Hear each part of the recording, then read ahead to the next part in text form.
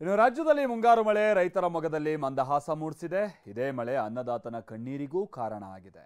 ನಿನ್ನೆ ಸುರಿದಂತ ಮಳೆ ಸಾಲ ಸೋಲ ಮಾಡಿ ಬೆಳೆದಂತ ಬೆಳೆಯನ್ನೆಲ್ಲ ನುಂಗು ಹಾಕಿಬಿಟ್ಟಿದೆ. ದಾಂಗುಡಿ ಇಡ್ತಾ ಇರುವಂತ ಹಳ್ಳಕೊಳ್ಳದ ನೀರು ರೈತರ ಜಮೀನನ್ನ ಕಬಳಿಸ್ತಾ ಇದೆ. ರಾಜ್ಯಾದ್ಯಂತ ಬಹಳ ಮಳೆಯಾಗ್ತಾ ಇದ್ರೂ 16 ಕಡೆ ಸೇತುವೆಗಳು ಕೊಚ್ಚಿ ಹೋಗಿರುವಂತದ್ದು ವರದಿಯಾಗಿದೆ.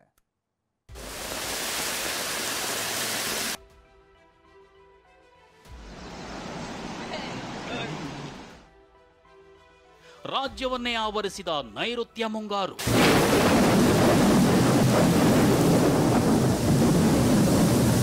ಒಂದೇ ಒಂದು ಮಳೆ ನೋಡಿ.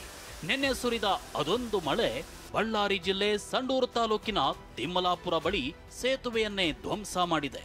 ಹಳ್ಳದ ನೀರಿನ ರಭಸಕ್ಕೆ ತಿಮ್ಮಲಾಪುರ ರಾಜಾಪುರ ಸಂಪರ್ಕ ಸೇತುವೆ ಕುಸಿತವಾಗಿದ್ದು 20 ಹಳ್ಳಿಗಳ ಸಂಪರ್ಕ ಬಂದಾಗಿದೆ. ವಾಹನ ಸಂಚಾರ ಸಂಪೂರ್ಣ ಸ್ಥಗಿತವಾಗಿದೆ. ಇಲ್ಲಿ ನೋಡಿ, ದೊಡ್ಡ ನದಿಯಂತೆ ಕಾಣ್ತಿದೆ. ಆದ್ರೆ ಇದು ಬಾಗಲಕೋಟೆ ಜಿಲ್ಲೆ ಹುನಗುಂದ ತಾಲೂಕಿನ ಕರಡಿ ಹಳ್ಳ. ಹಳ್ಳ ಉಕ್ಕಿ ಹರಿತಿರೋದ್ರಿಂದ ಇಳಕಲ್ ಭಾಗದ ಕರಡಿ, ಬೂದಿಹಾಳ, ತಾರಿಹಾಳ, ಜಂಬಲದಿನ್ನಿ ರಸ್ತೆ ಸಂಪರ್ಕ ಕಡಿತವಾಗಿದೆ. ಎರ್ರಾಬಿರ್ರಿ ಸುರಿದ ಮಳೆಗೆ ದಾವಣಗೆರೆ ತಾಲೂಕಿನ ಆನಗೋಡು, ಮಂಡಲೂರು, ಹುಣಸೇಕಟ್ಟೆ, ಹೆಬ್ಬಾಳು, ನರಗನಹಳ್ಳಿ, ಹೊನ್ನಾಯಕನಹಳ್ಳಿ, ಓಬಣ್ಣನಹಳ್ಳಿ, ಬಾವಿಹಾಳ್ ಭಾಗದಲ್ಲಿ ಹಳ್ಳಗಳು ಉಕ್ಕಿ ಹರಿತಿವೆ. ದಾವಣಗೆರೆ ತಾಲೂಕಿನ ಮಂಡಲೂರು ಸೇತುವೆ ಕೊಚ್ಚಿ ಹೋಗಿದೆ. ಯಾದಗಿರಿಯಲ್ಲಿ ನಿರಂತರ 12 ಗಂಟೆ ಮಳೆ ಸುರಿದಿದೆ.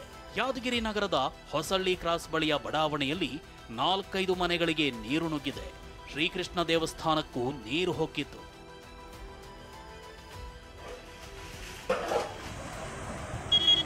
ವಿಜಯಪುರ ಜಿಲ್ಲೆಯ ದೋಣಿ ನದಿ ಮೈದುಂಬಿ ಹರಿಯುತ್ತಿದೆ. ದೇವರ ಹಿಪ್ಪರಗಿ ಬಳಿ ಸಾತಿಹಾಳ ಯಾಳವಾರ ಸೇತುವೆ ಮುಳುಗಡೆಯಾಗಿದೆ. ಜಲಾವೃತವಾದ ಸೇತುವೆ ಮೇಲೆಯೇ ವಾಹನಗಳು ಸಂಚರಿಸುತ್ತಿವೆ.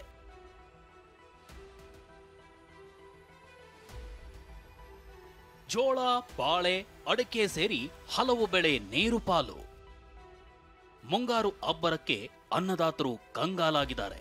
ರಾಜ್ಯಾದ್ಯಂತ ಅಬ್ಬರಿಸುತ್ತಿರೋ ಮಳೆ 16 ಅವಾಂತರ ಸೃಷ್ಟಿಸಿದೆ. ಬಾಗಲಕೋಟೆ ಜಿಲ್ಲೆ ಬಾದಾಮಿ ತಾಲೂಕಿನ ನೆರನೂರಿನಲ್ಲಿ 7 ಎಕರೆ ಗೋವಿನ ಜೋಳ ನೀರಿನಲ್ಲಿ ಮುಳುಗಿದೆ. ವಿಜಯನಗರದಲ್ಲಿ ಮಳೆ ನೀರು ನುಗ್ಗಿ ಬಾಳೆ, ಕಬ್ಬು, ಮೆಕ್ಕೆಜೋಳ ಹಾನಿಯಾಗಿದೆ. ಹಿರೇಹಡಗಲಿಯಲ್ಲಿ ಸಿಡಿಲು ಬಡಿದು ತೆಂಗಿನ ಮರ ಹೊತ್ತಿ ಉರಿದಿದೆ.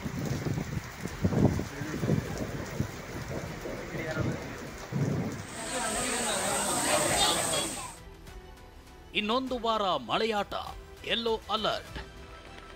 ರಾಜ್ಯದಲ್ಲಿ ಇನ್ನೊಂದು ವಾರ ಭಾರಿ ಮಳೆಯಾಗುವ ಸಾಧ್ಯತೆ ಇದೆ. ನೈಋತ್ಯ ಮುಂಗಾರು ಎಂಟ್ರಿ ಆಗಿದ್ದು ಗುಡುಗು ಮಿಂಚು ಸಹಿತ ಉತ್ತಮ ಮಳೆಯಾಗಲಿದೆ. ಹವಾಮಾನ ಇಲಾಖೆ ಬೆಂಗಳೂರು, ಉತ್ತರ ದಕ್ಷಿಣ ಒಳನಾಡು, ಕರಾವಳಿ ಭಾಗದಲ್ಲಿ ಯೆಲ್ಲೋ ಅಲರ್ಟ್ ಘೋಷಿಸಿದೆ. Bureau report, TV9.